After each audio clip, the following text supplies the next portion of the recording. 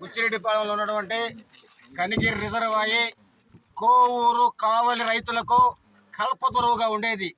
ఈ కనిగిరి రిజర్వాయర్ని రైతుల సౌకర్యార్థం రైతులు పుష్టిగా ఉండాలని చెప్పి బ్రిటిష్ కాలంలో కాటన్ దొర గారు నిర్మించారు.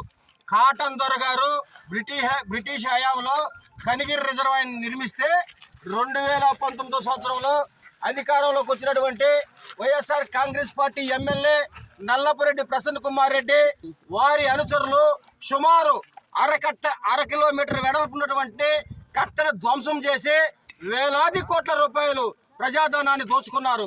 అంతేకాదు ఈ రోజు కానీ వరదలు వచ్చినా రాబోయే రోజుల్లో తుఫాన్లు వచ్చినా సరే అన్నమయ్య ప్రాజెక్ట్ అన్నమయ్య డ్యామ్ ఏ విధంగా తెగిపోయి ఊళ్ళు మునిగిపోయినాయో మా కనిగిరి రిజర్వాయర్ కూడా అదే విధంగా తెగిపోయి కోవూరు నియోజకవర్గం మొత్తం మునిగిపోయే ప్రమాదం ఉంది.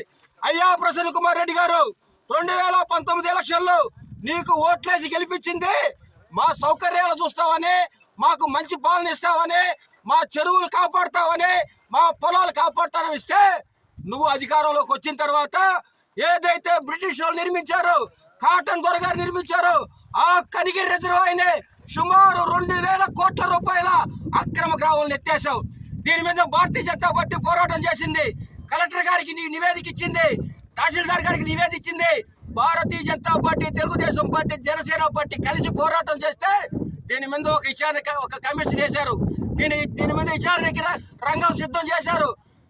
అధికారులు వచ్చి విచారణ చేశారు. విచారణ చేస్తే ఇక్కడ కనిగిరి రిజర్వాయర్ కట్టను తవ్వేశారు. కనిగిరి రిజర్వాయర్కి నష్టం జరిగింది.